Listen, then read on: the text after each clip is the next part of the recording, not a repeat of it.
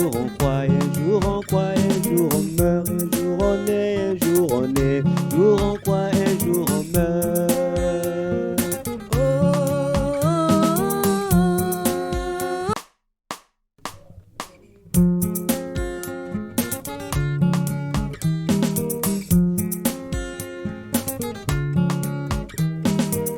Un jour on est, un jour on croit, un jour on croit, un jour on meurt, un jour on est, jour on est, un jour on croit, un jour on meurt, un jour on est, jour on croit, un jour on croit, un jour on meurt, un jour on est, un jour on est, jour on croit, un jour on meurt.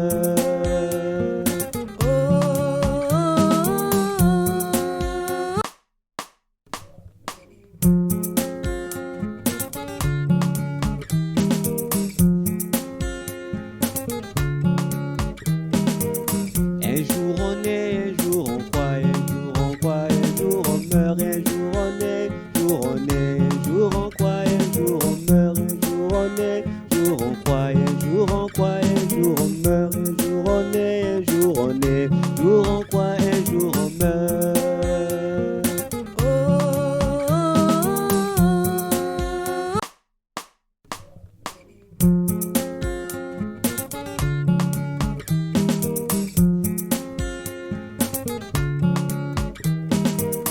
Un jour on est, un jour on croit, un jour on croit, un jour on meurt, un jour on est, jour on est, un jour on croit, un jour on meurt, un jour on est, jour on croit, un jour on croit, un jour on meurt, un jour on est, un jour on est, jour on croit, un jour on meurt.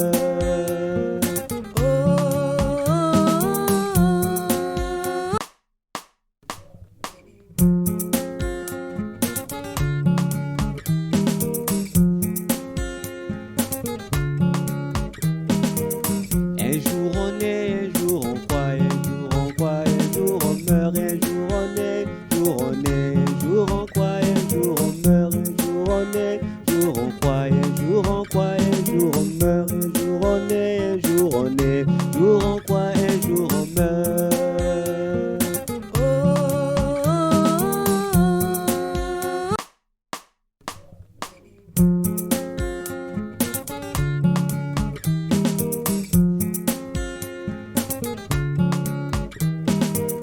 Un jour on est, un jour on croit, un jour on croit, un jour on meurt, un jour on est, jour on est, un jour on croit, un jour on meurt, un jour on est, jour on croit, un jour on croit, un jour on meurt, un jour on est, un jour on est, jour on croit, un jour on meurt.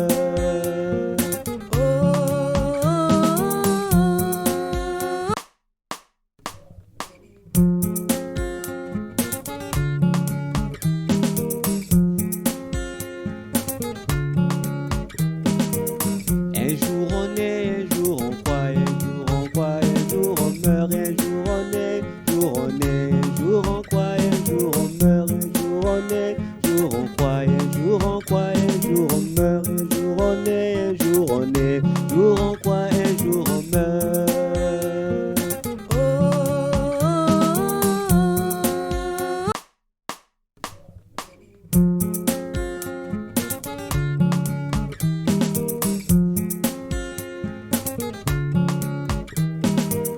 Un jour on est, un jour on croit, un jour on croit, un jour on meurt, un jour on est, jour on est, un jour on croit, un jour on meurt, un jour on est, jour on croit, un jour on croit, un jour on meurt, un jour on est, un jour on est, jour on croit, un jour on meurt.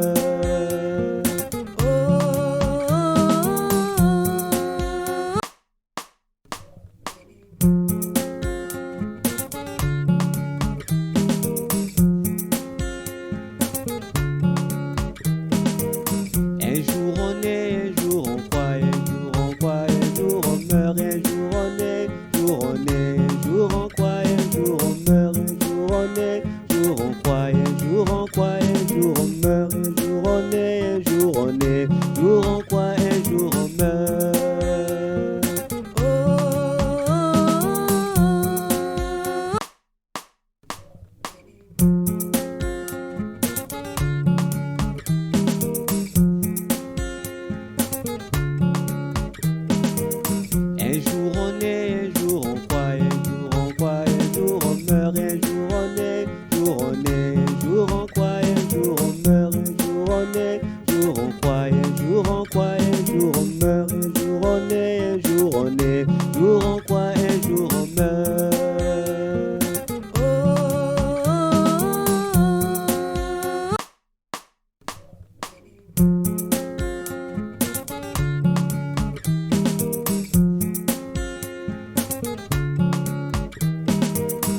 Un jour on est, un jour on croit, un jour on croit, un jour on meurt, un jour on est, un jour on est, un jour on croit, un jour on meurt, un jour on est, un jour on croit, un jour on croit, un jour on meurt, un jour on est, un jour on est, un jour on croit, un jour on meurt.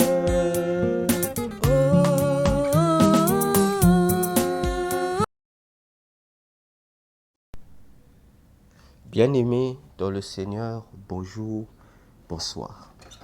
Selon les différentes heures que vous êtes en train de me suivre, que le Seigneur bénisse ces instants. C'est toujours moi, le docteur Vérasté KTN, et que notre Dieu Jésus soit glorifié pour cette deuxième partie de notre enseignement du dimanche, hier, sur la communication.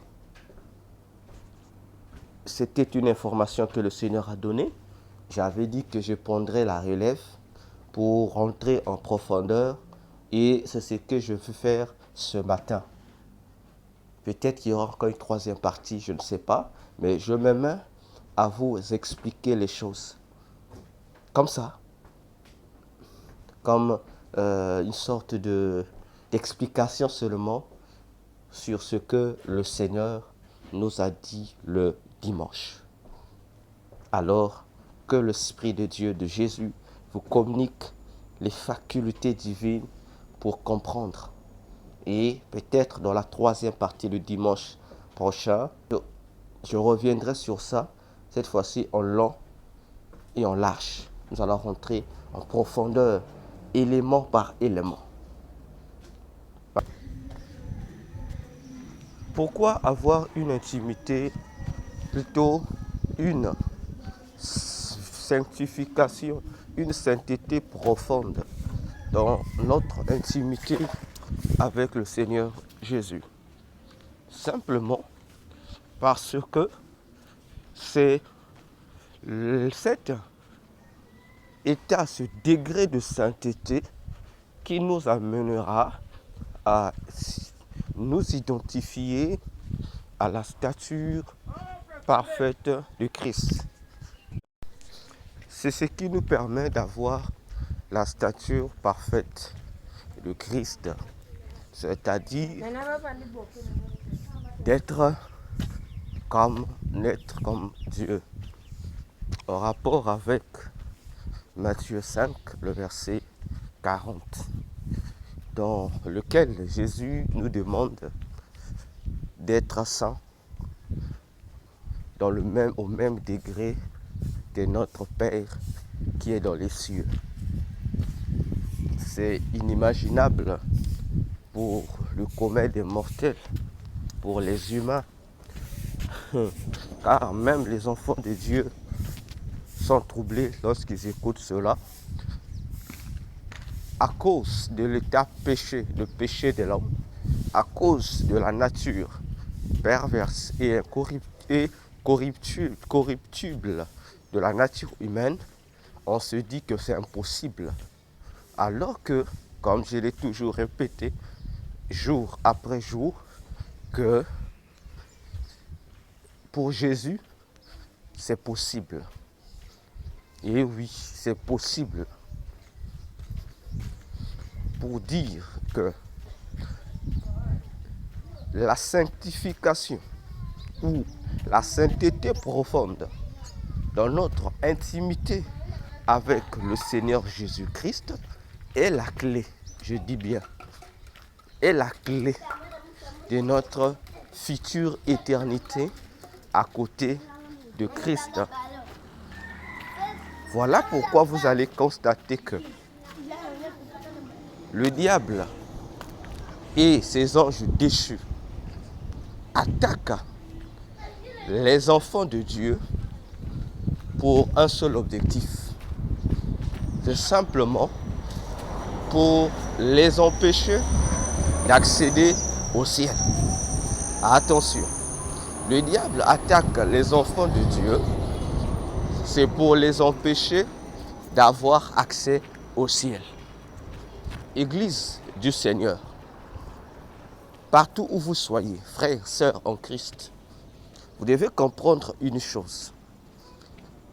La prière ne te donne pas accès au ciel. Les offrandes, les dîmes, les libéralités, la communion fraternelle ne te donnent pas accès au ciel. L'assiduité au culte ou aux différents programmes ecclésiastiques ne te donnent pas accès au ciel.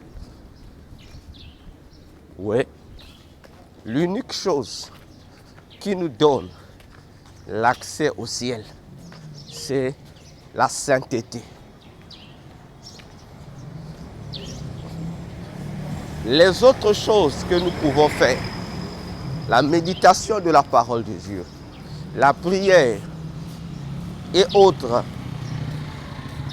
nous permettent de visiter le ciel, nous permettent de faire des visites guidées ou des tourismes au ciel, certes, mais ne nous permettent pas de demeurer au ciel. L'élément capital qui nous permet à nous chrétiens, membres de l'Église de Jésus, de demeurer au ciel, bien-aimés dans le Seigneur, ce n'est que la sainteté. Je parle de la sainteté. Oui, c'est la sainteté qui te permet de demeurer au ciel.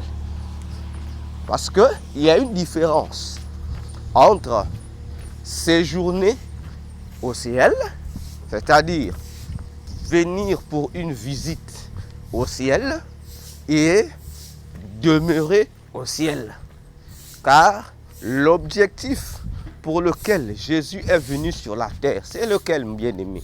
Il est venu ôter le péché. Pourquoi ôter le péché? C'est simplement pour redonner à l'homme l'accès au royaume de Dieu, l'accès au paradis de Dieu, de sorte qu'il y demeure comme autrefois dans le jardin d'Éden avec Adam et Ève.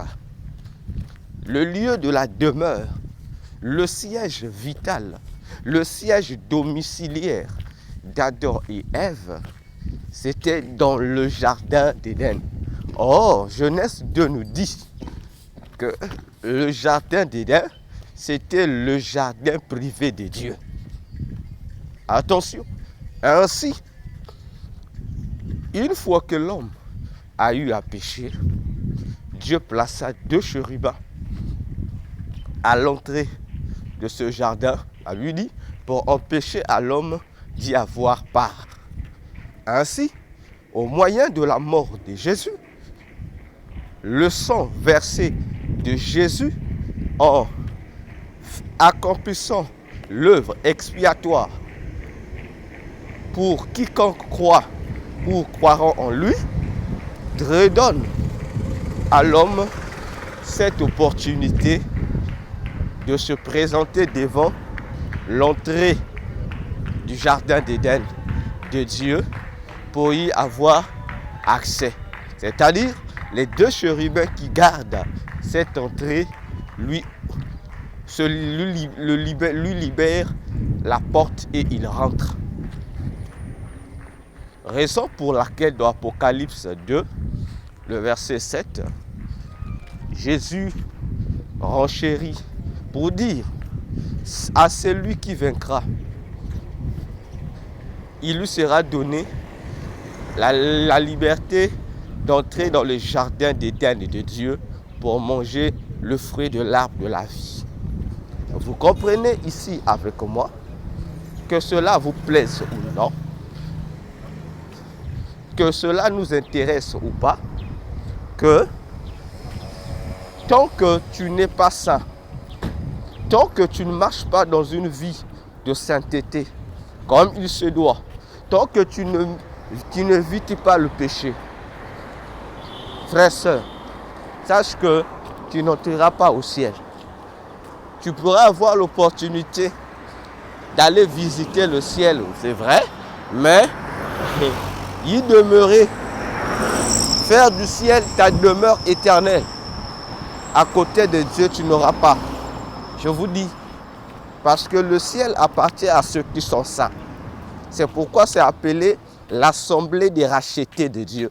C'est-à-dire l'assemblée de gens qui ont été rachetés du péché, qui ont été rachetés de leur vaine manière de vivre, pour retrouver désormais leur ancienne et véritable vie dans la sanctification, dans la sainteté pure et simple.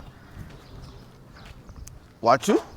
Alors, l'attaque, l'objectif des attaques ou des raisons pour lesquelles le diable et ses agents nous combattent sont scindés en deux catégories.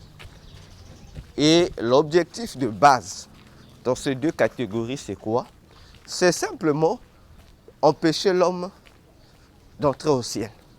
Or, si tu ne rentres pas au ciel, il n'y a une autre demeure éternelle qui est réservée à tout homme, croyant comme incroyant, chrétien comme païen. C'est le feu éternel qui est réservé à Satan et à ses anges. Pour dire, si tu rates le ciel, ça veut dire que tu obtiendras le feu éternel. Parce que le ciel a pour objectif de nous offrir la vie éternelle. Tandis que le feu éternel a pour dessein de nous offrir gratuitement la mort éternelle. Les deux demeures éternelles, bien-aimés dans le Seigneur, ont leurs caractéristiques, ont leur mode de vie. La vie éternelle ou la mort éternelle. Ainsi, l'objectif pour lequel nous sommes combattus par l'armée de Satan, le premier qui est la plus grande objectif, c'est quoi? C'est cela. Priver les gens du ciel. Empêcher les gens d'entrer au ciel. Parce que la clé d'entrer au ciel, c'est quoi? C'est la sainteté. Je vous dis, c'est la sainteté. Tu peux être là, tu pries moins. Mais si tu es saint, tu auras part au ciel. Mais tu peux être là, tu pries beaucoup. Mais si tu n'es pas saint, tu ne rentres pas au ciel. Et c'est ici que Satan et ses anges déchus ont établi une malice, une manipulation. Ils peuvent te laisser beaucoup prier. Ils peuvent te laisser beaucoup jeûner. Aller tous les jours à l'église. Faire tout ce qu'il faut faire. Servir Dieu. Être un chrétien fidèle au service de Dieu. Être un donneur de dîmes, des offrandes, des libéralités vraiment remarquables. Il peut te laisser adorer Dieu, danser pour Dieu. C'est-à-dire, il peut vous laisser tout faire pour Dieu. Mais l'unique chose que lui fera, il va seulement t'empêcher d'avoir une bonne communion avec ce Dieu. C'est-à-dire, Satan te laisse le droit de faire tout ce que tu pourras faire. Mais le seul droit que lui va combattre, qui ne te permettra pas de faire, c'est d'avoir une relation digne avec Dieu. Or, une relation digne ou bonne avec Jésus, c'est quoi? C'est la sanctification, c'est-à-dire la sainteté. C'est tout. Voyez-vous, c'est tout. Parce que la Bible dit, sans la sanctification, personne ne verra le Seigneur. Jésus aussi l'a dit dans Matthieu 5, le verset 8, il est dit, heureux ceux qui ont le cœur pur, car ce sont eux qui verront Dieu. Donc les démons connaissent ce principe. Pour accéder au ciel, c'est la sainteté. Attention, c'est la sainteté. Tu n'es pas pur, tu n'es pas saint, peu importe ta motivation pour Dieu, peu importe ton zèle pour le service de Dieu, frère, tu ne rentreras pas au ciel. Voilà ce que Satan fait et ses agents. Donc, ils combattent notre état de sainteté. Ils nous poussent à être des pécheurs. Mais pourquoi veut-il que nous demeurions dans le péché? Parce que spirituellement, Satan connaît le mécanisme. Il sait que c'est lui qui marche dans la sanctification. c'est celui-là qui met en valeur la nature de Dieu en lui, c'est-à-dire il exploite les vertus de Dieu. Il est enfant de Dieu. Tandis que celui-là qui est dans le péché, il fait quoi? Il emmagasine en lui les vertus nocives de Satan, qui fait de lui un fils de Satan. C'est pourquoi Jean nous dit, 1 Jean 4 nous dit quoi? Que celui qui pêche est du diable. Alors, si tu es dans le péché, ça veut dire que tu t'identifies à la sémence du diable. Or, la demeure éternelle du diable, comme je l'ai dit, c'est le feu éternel. Voyez-vous? Et nous devions faire énormément attention à ces choses. Voilà pourquoi même Satan a un outil de travail, c'est le péché. C'est le péché. Donc il répand le péché à travers le monde, dans tous les domaines, dans toutes les actions des hommes, simplement pour insérer cette puce d'interdit au ciel, sans pour autant que le pratiquant du péché ne s'en rende compte. C'est-à-dire, tu pratiques le péché, mais sans pour autant comprendre que l'objectif du péché que tu pratiques, c'est pour simplement te coller, t'injecter une puce qui va t'interdire d'entrer au ciel. Une puce qui sera incompatible à la nature du ciel.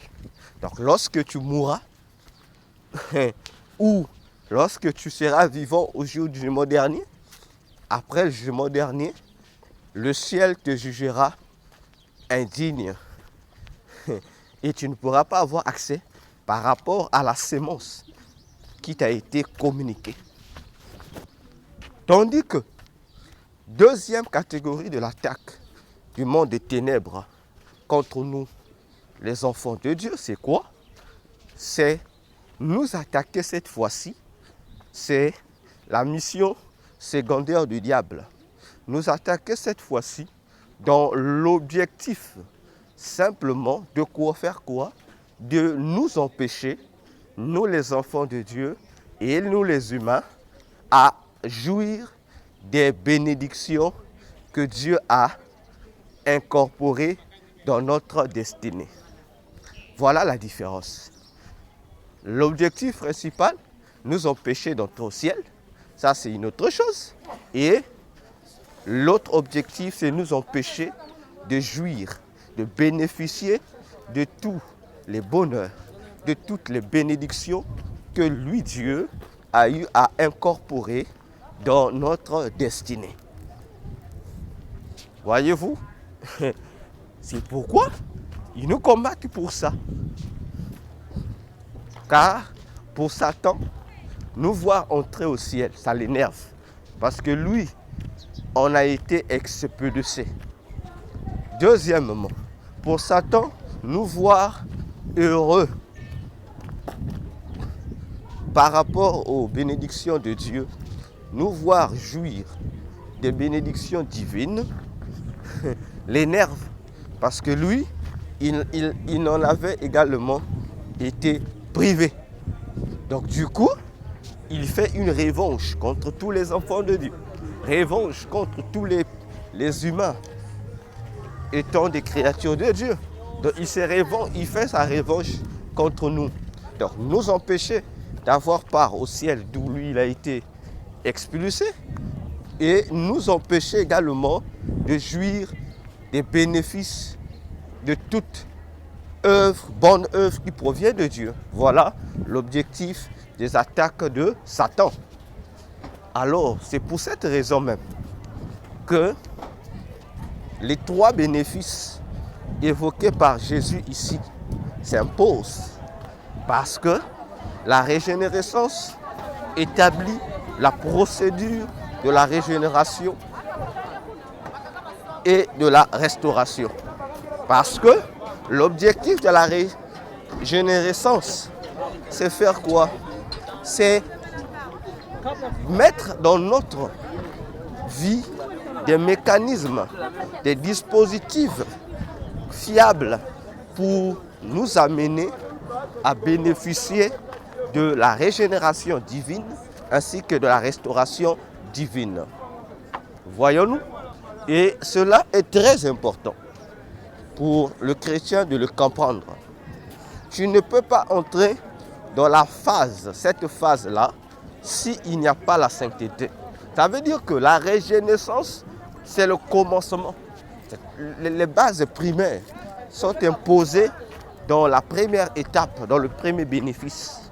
C'est dans ce premier bénéfice, c'est là que nous trouvons l'appel à la repentance, l'appel au retour au pied de Dieu Jésus. N'est-ce pas? C'est là, ça commence. C'est pourquoi le principe de Dieu dit, si vous revenez à l'Éternel de tout votre cœur, Dieu dit dans Joël, moi aussi l'Éternel Dieu, je vais vous faire quoi? Dieu dit, je vais vous rembourser. Or, rembourser les années que la sauterelle, le gélec, le hasam et le gazim vous ont dévoré. Vois-tu? Mais ça commence par la repentance, c'est-à-dire une sainteté profonde. Une sainteté profonde, c'est une sainteté sincère. C'est une sainteté digne. Vois-tu? Parce qu'il y a des saintetés qui ne sont pas dignes. Donc, lorsqu'on parle d'une sainteté sincère, c'est-à-dire que la personne s'engage, corps, âme, esprit, à impliquer son corps, son âme et son esprit à marcher dans une vie de pureté aux yeux de Dieu, contre toutes les contraintes qu'il pourra rencontrer sur son chemin. C'est de là qu'on parle d'une repentance sincère. Car lorsqu'on se répand sincèrement, cette sincérité nous introduit dans cette relation sainte, affinée avec le Seigneur. Ce qui nous permet de retrouver notre communion parfaite avec Christ. Voyez-vous? Et là, nous rentrons dans une autre dose d'état de sainteté. Parce que pourquoi dans une nouvelle dose de sainteté? Parce que cette repentance sincère nous introduira, bien-aimés, dans une nouvelle discipline. Désormais, nous n'allons plus mener notre vie comme hier.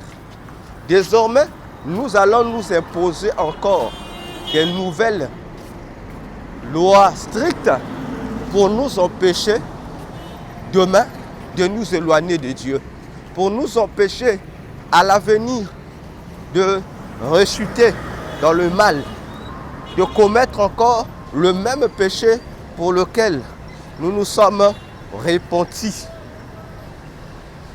Voyez-vous, la sainteté profonde produit en nous une amertume profonde également, dans l'objectif de nous pousser à haïr le mal qui nous a fait broncher devant Dieu, nous pousser à haïr le péché qui nous a éloignés de Dieu, de sorte que chaque fois que nous allons être en face de ce péché, nous aurons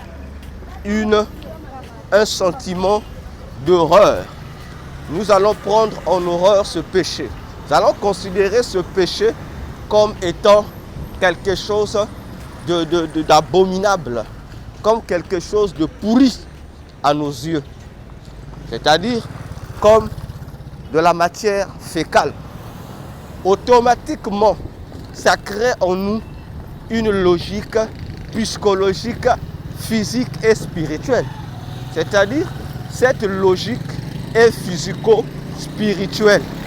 Physiquement, ça reste une ligne de conduite qui va marcher avec toi.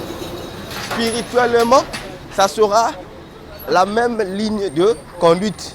Donc lorsque tu te retrouveras devant ce péché, ta conscience humaine va réagir pour te rappeler cette loi de la sainteté imposée dans ton esprit. Et en second lieu, l'esprit de Dieu va également rappeler à ton esprit la même loi. Automatiquement, bien-aimé, la sainteté profonde crée en nous des mécanismes anti-péché à tous les niveaux possibles. Je dis à tous les niveaux possibles de nos actions. Nous péchons en pensée, nous péchons en parole, nous péchons dans nos actions posées. Nous n'avons que 3 dimensions de péché. Si tu ne pêches pas en pensée, tu pécheras, frère, dans ce qui sortira de ta bouche. Si tu ne pêches ni avec tes pensées, ni avec ce qui sort de ta bouche, tu vas pécher avec tes mains, les actions que tu vas poser, avec tes pieds, avec tes gestuels. Vois-tu? Et la sainteté profonde va créer en toi ce réflexe divin qui t'amènera toujours devant ton péché, de ne pas pécher, mais au contraire, de considérer ce péché-là comme étant quelque chose d'honteux, comme étant quelque chose de pourri.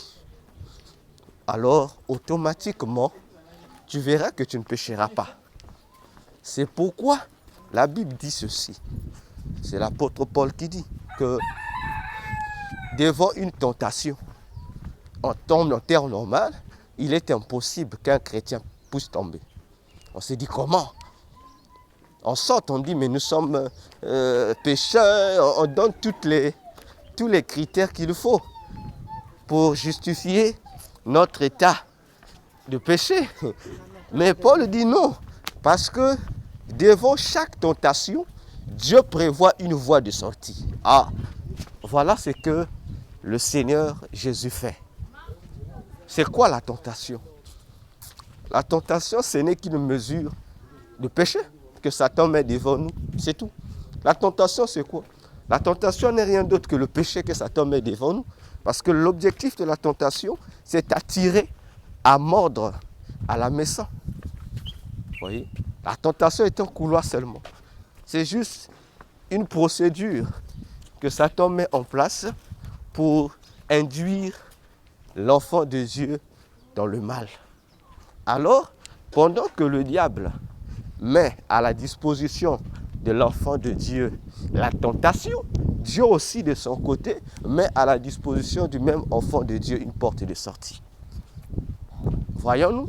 Alors, devant la porte établie par Satan, il y a une autre porte, une autre couloir que Dieu ouvre pour t'empêcher d'y entrer dans la porte de Satan.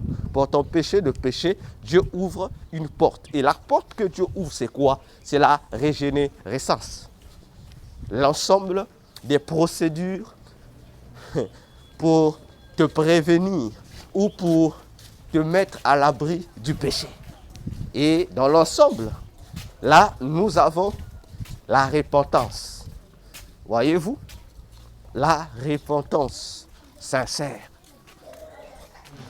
C'est pourquoi Proverbe souligne encore que celui qui cache ses transgressions ne prospère point, mais celui qui l'avoue et les délaisse. Il y a 2 cas, parce que le plus souvent les gens citent très mal ce verset. Alors la Bible dit, celui qui avoue ses péchés, il est pardonné. Non, frère. Répétons l'écriture. On n'a jamais dit que celui qui confesse ses péchés, c'est celui qui sera pardonné. Non. On dit, celui qui a confessé et celui qui a pris la résolution d'abandonner.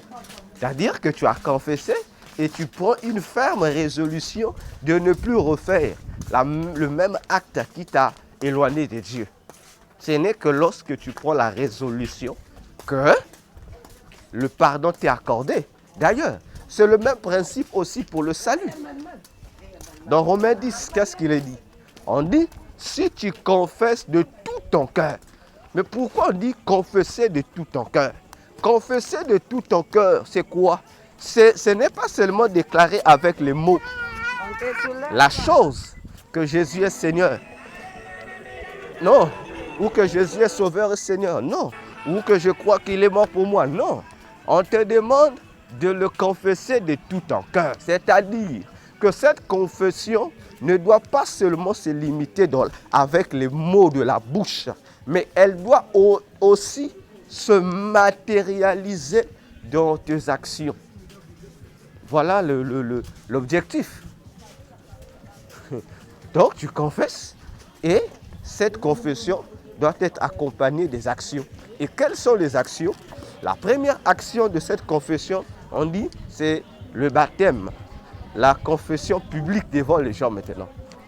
Tu as déclaré de manière privée, tu dois maintenant te faire baptiser parce que le baptême, comme dit l'apôtre Pierre, c'est un engagement, un témoignage public. Tu commentes maintenant à tout le monde la véracité de ta confession. Et ensuite, on va maintenant voir quel est le témoignage de ta vie, ta nouveauté en Christ, c'est-à-dire la nouvelle vie que tu dois maintenant mener autour de toi. Là, on parle maintenant de ta conduite dans la société, en un mot, ton témoignage. Voilà le premier élément ou mécanisme de la régénérescence. Après la repentance ou l'appel au salut, vient l'abandon du péché et vient la nouveauté de vie en Christ, le témoignage. C'est ces trois éléments fondamentaux auxquels nous invite la régénérescence. Et une fois que nous avons réussi à franchir les trois étapes de la régénérescence, nous aurons droit maintenant au bénéfice de cette régénérescence qui est la régénération. Et la régénération ici, comme a dit le Seigneur, c'est la restitution en état de ce qui a été renversé et ce qui a été brisé. Attention, ici on doit retenir deux choses. On doit reconstituer ce qui a été renversé et ce qui a été brisé. C'est deux choses différentes. Renverser quelque chose veut dire quoi? Changer l'emplacement de la chose. N'est-ce pas? Changer la position de la dite chose. Autrement dit, créer une déstabilisation de la chose, déséquilibrer la chose. C'est pourquoi le Psaume 11, verset 3, posait une question. Dit, lorsque les fondements sont renversés, que doit faire le juste? Vois-tu? Parce que le renversement renvoie à un changement radical de la posture ou d'une position d'une chose ou d'une personne. Et ça implique à la place du vrai, le faux.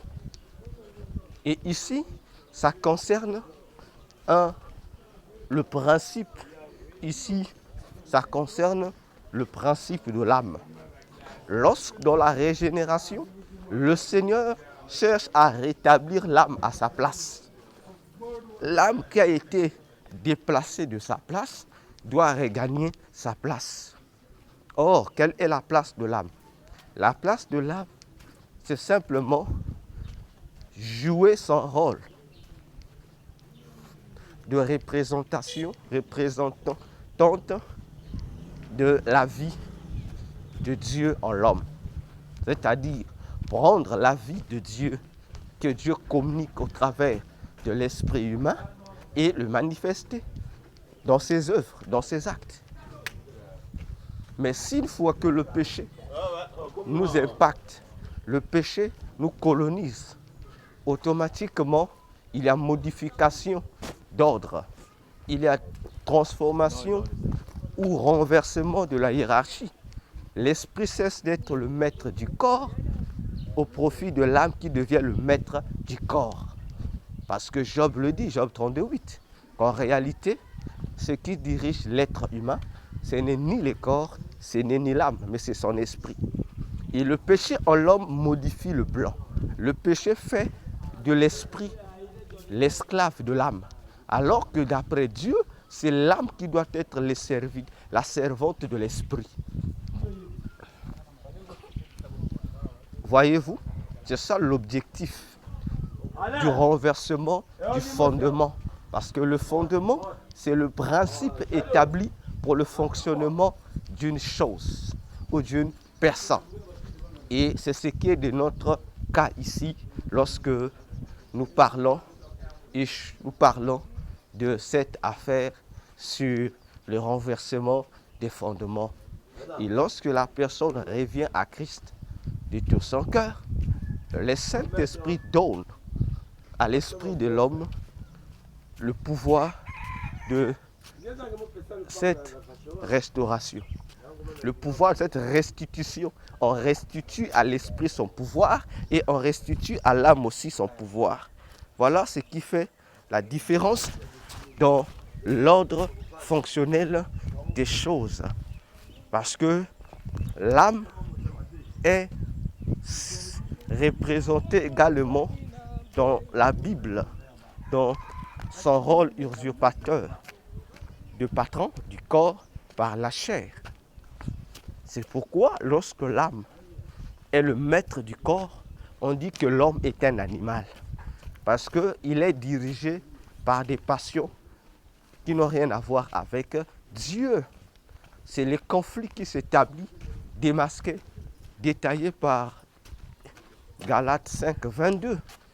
La guerre entre l'esprit de Dieu et la chair de l'homme. Mais la chair n'est rien. C'est la guerre entre les désirs de l'âme, de l'homme, et ceux de l'esprit de l'homme. Parce que les désirs de l'esprit de l'homme dépendent des désirs de l'esprit de Dieu. Raison de plus pour Romains 8:16 de dire l'esprit de Dieu témoigne à notre esprit. Donc l'esprit de Dieu communique les désirs de Dieu à l'esprit de l'homme, qui à son tour fait la relève pour communiquer ces mêmes désirs à son âme, et l'âme manifeste ça dans le corps. Mais lorsque le péché s'impose en l'homme, il y a une modification du fonctionnement. L'âme devient maître, et l'âme à son tour impose à l'esprit les passions charnelles qui n'ont rien à voir avec les désirs de Dieu. Voyez-vous? C'est pourquoi on parle de la restitution du pouvoir. Alors, on parle du brisement. Qu'est-ce qui a été brisé, qui doit être reconstruit? Eh bien, c'est la communion qui unit l'esprit à Dieu qui a été brisée, qu'on doit également rétablir à sa place. Voilà.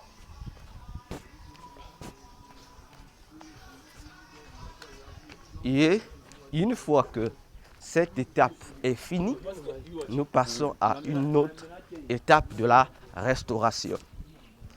La restauration, toujours en suivant les déclarations du Seigneur. La restauration, le Seigneur explique. C'est quoi? C'est restaurer les brèches de l'esprit de l'homme.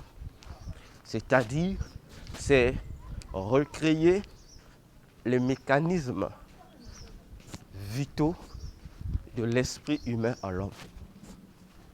Autrement dit, reconnecter les câbles spirituels de l'esprit de l'homme avec l'esprit de Dieu. Remettre cette connexion parfaite entre les deux rétablir cette communion avec l'Esprit de Dieu. Parce que une brèche est comparable à un câble de branchement électrique. N'est-ce pas? Et chaque brèche est une faculté spirituelle. Chaque brèche, je répète, est une faculté spirituelle. Et c'est comme des câbles électriques. Voyez-vous, chaque câble électrique a un rôle à jouer. N'est-ce pas? Chaque câble électrique a un rôle à jouer. Et l'esprit de l'homme, en tant qu'informaticien, je le compare par rapport, pour élucider ce que je suis en train de dire ici, je le compare à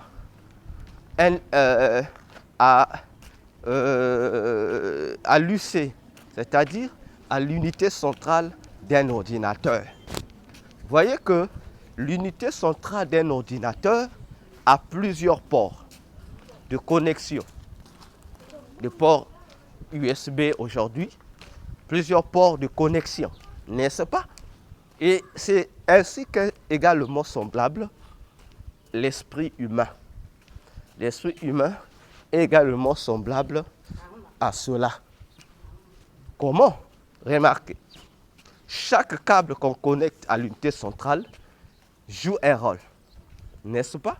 Ce câble permet une liaison de communication entre l'appareil connecté sur l'UC et l'unité centrale elle-même. N'est-ce pas? Sur l'unité centrale, à l'unité centrale plutôt, on connecte le câble de l'écran pour permettre aux informations qui se trouvent dans l'unité centrale de s'afficher à l'écran. Ok? Le clavier est également connecté à l'unité centrale. N'est-ce pas? Vous remarquerez cela. Le clavier permet de saisir les informations qui vont entrer dans l'unité centrale pour être affichées à l'écran. La souris pour activer des commandes. Même chose. N'est-ce pas? L'imprimante pour ressortir l'information travaillée en connivence par tous les appareils, les périphériques, pour que cela soit manifeste, matérialisé sur papier. On doit connecter l'imprimante également à l'unité centrale. Même chose avec les onduleurs, n'est-ce pas? Même chose avec nos téléphones numériques, les caméras et autres, n'est-ce pas? Voyez, et c'est comme ça qu'est également constitué l'esprit de l'homme. Les ports que nous retrouvons dans l'unité centrale symbolisent ici les facultés, autrement dit, les dons spirituels, les capacités divines que l'Esprit de Dieu donne à l'esprit de l'homme. Voyez-vous? Et autant de câbles, autant de dons également. Cependant, le péché est comme un virus entrant dans l'unité centrale et qui vient paralyser le fonctionnement de certains périphériques. Vous savez qu'il y a des virus terribles qui rentrent, qui peuvent même bloquer le fonctionnement de l'écran, qui peut bloquer le fonctionnement de la souris et qui peut même, à l'extrême, paralyser. Bonjour. Paralyser l'ordinateur tout entier, qui ne puisse plus fonctionner. Parce que là, ça veut dire que tous les câbles sont inopérationnels à cause du péché. Et cet état des choses, c'est cet état qu'on appelle maintenant l'apostasie pour le croyant. C'est-à-dire que le croyant est redevenu païen. Autrement dit, il est redevenu homme animal. Il a perdu la nature d'homme spirituel pour devenir homme animal parce que il s'est connecté totalement et à tous les niveaux à l'Esprit de Dieu qui faisait de lui un homme spirituel. Voilà, bien-aimés dans le Seigneur, la chose qu'il faut comprendre de la communication divine dans cette deuxième partie que je me suis évertué à expliciter pour pouvoir vous permettre de comprendre les choses comme telles. Alors que le Seigneur vous bénisse. C'était moi, le docteur Véracité KTN. Je pense que cette communication, ces détails vous ont encore fait du bien. Gloire à Dieu. Lorsque nous aurons encore une opportunité pour faire une troisième partie, pour pouvoir encore rentrer de plus en plus en profondeur de ces choses. Que Dieu vous bénisse.